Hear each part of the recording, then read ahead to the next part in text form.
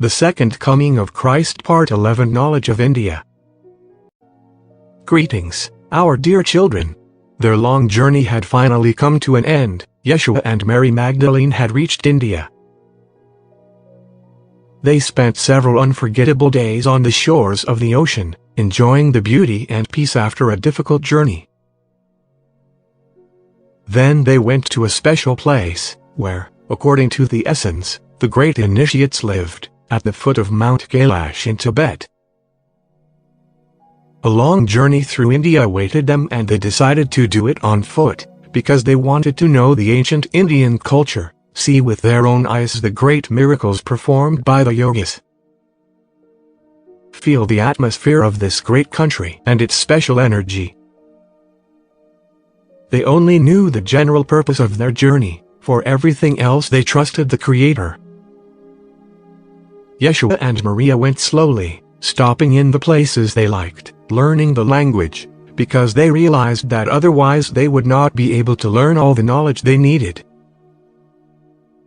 They were soaked in the colorful and diverse spirit of this country, which reminded them of a quilt, as there was a great mix of many cultures, traditions, and religions.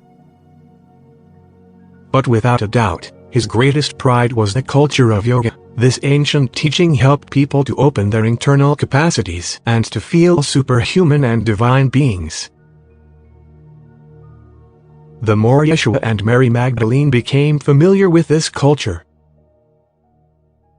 the more they understood the great gulf that existed between the yogis who performed miracles in the streets to entertain the public, and the great initiates, for whom yoga was the key to a deep knowledge and multifaceted of themselves and the world.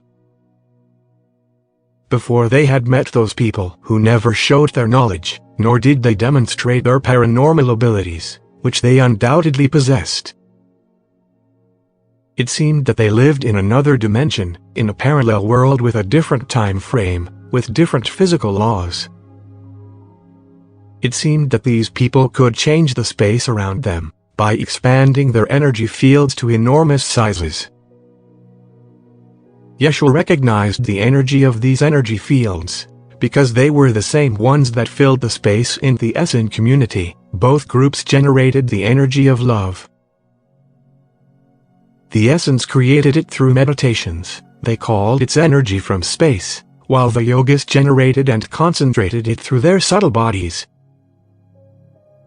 Yeshua and Maria realized that the superpowers of the yogis were through movement to another dimension with higher vibrations. In another dimension, all his bodies, including the physical body, assumed completely different parameters, without the existence of pain and discomfort. Because the physical body seemed to dissolve and merge into the subtle bodies.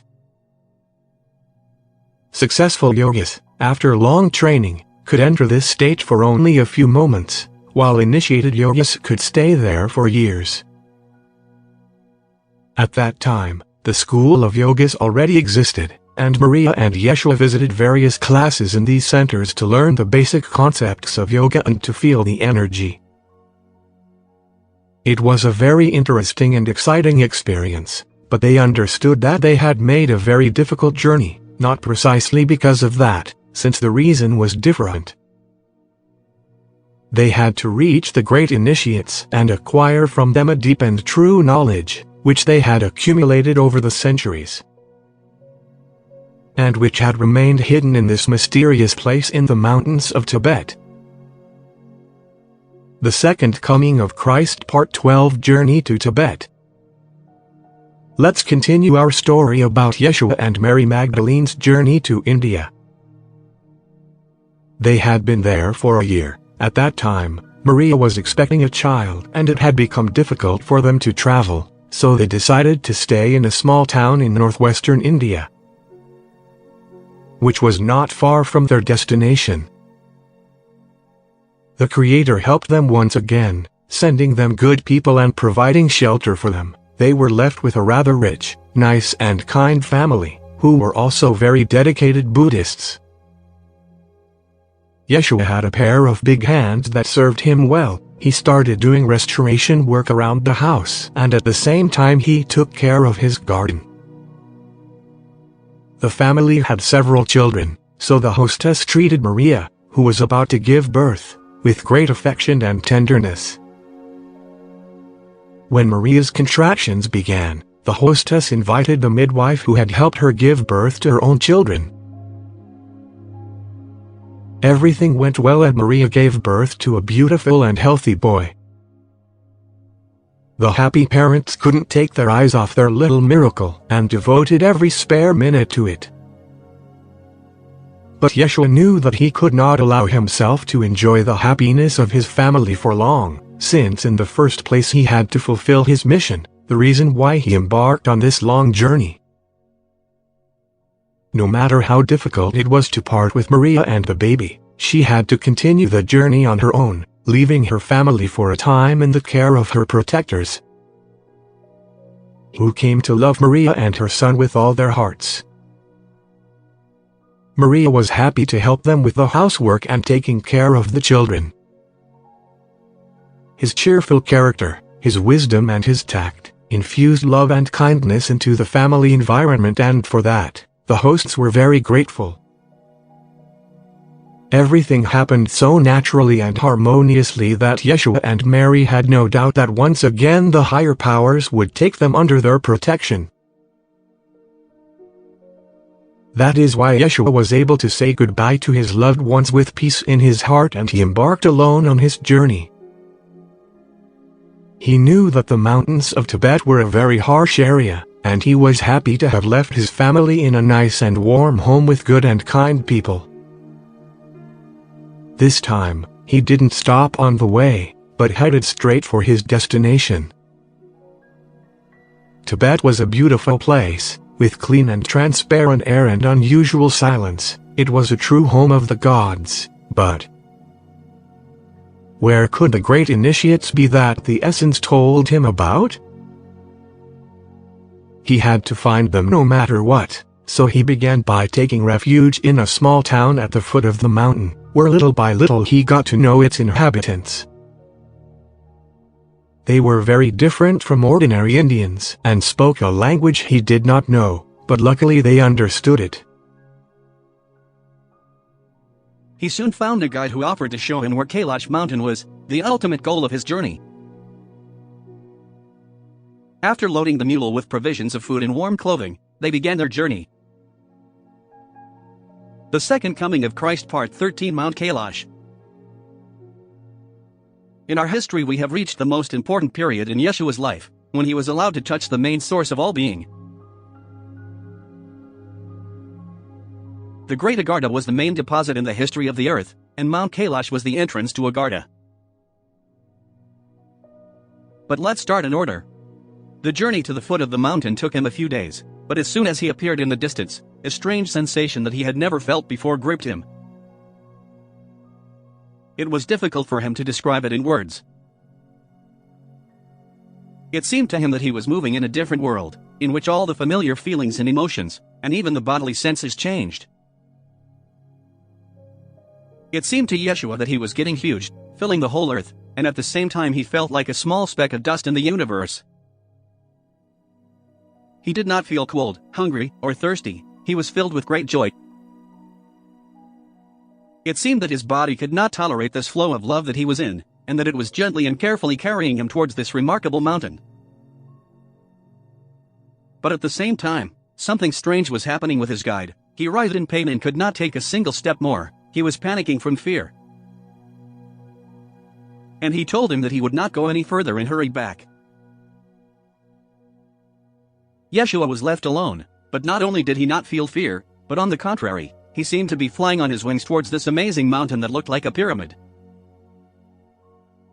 Then he heard a voice in his head, or rather, he felt hot, pulsating waves transmitting information to him. Suddenly he realized with all his being that it was the voice of God. Then he heard, "Do not fear, my beloved son. You are at home, among friends.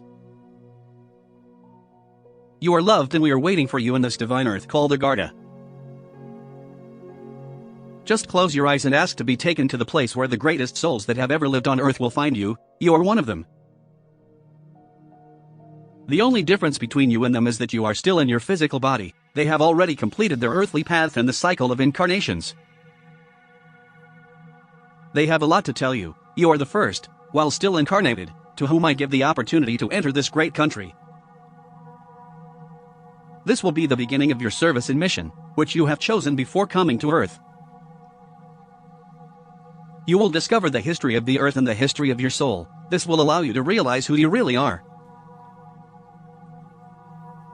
You will meet your star family, who will become the source of support on your journey, as well as other great souls, who have accompanied you until now and who will continue to do so in this life. Everyone is waiting for you.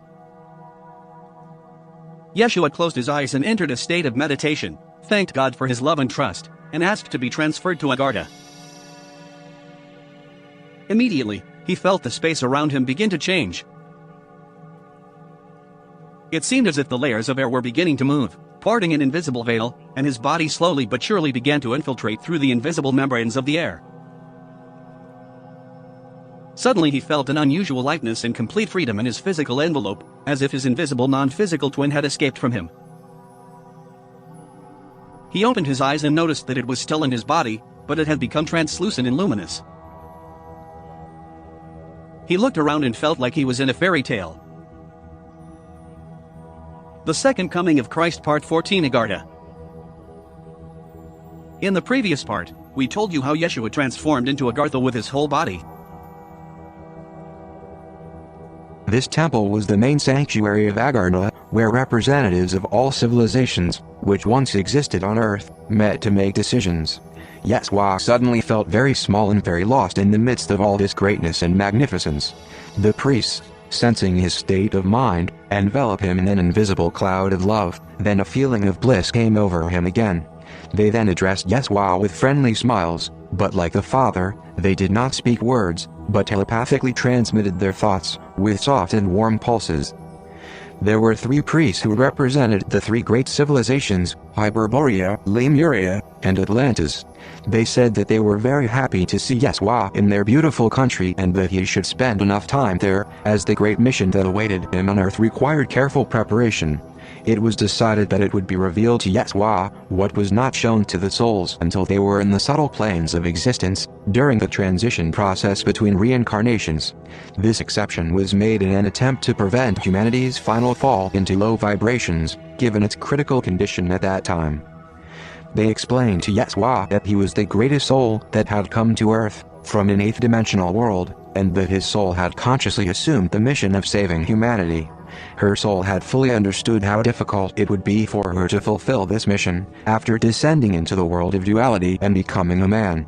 To assist her in this mission, the other half of her soul, her feminine principle, her twin flame, was also sent to Earth, incarnating as Mary Magdalene, and now both of them were approaching the very threshold of their service. But Father God and the higher powers of the universe, who guided Yeshua in his life, saw that human beings had already fallen so low that mere words could not raise their consciousness, clouded by the reptilian encoded programs. That is why it was decided to increase, to a suitable level, his influence on people, through the demonstration of true miracles. It would show you what each one of you is truly capable of, so once you realize that you are part of God, release your consciousness from the duality programs. This was the reason why Yeshua was present among these beings who already possessed such abilities, from when they lived in their physical body on Earth. After joining with his star family, he was able to bring his qualities and abilities to Earth, where he could display them to people, while at the same time remaining in a 2-dimensional state. The task before him was extremely difficult, but now he had his heavenly masters. They began by taking Yeshua on a journey to the immense land of Agartha to familiarize him, or rather to help him remember the history of this beautiful planet, where he had already lived many times before, in his various incarnations. Now we will stop here. We are the Absolute Father and the Mother of the Universe. We love you without measure. We have spoken to you through Marta. The dissemination and circulation of this message are highly recommended. The time has come to radiate on a larger scale these new energies, carriers of joy,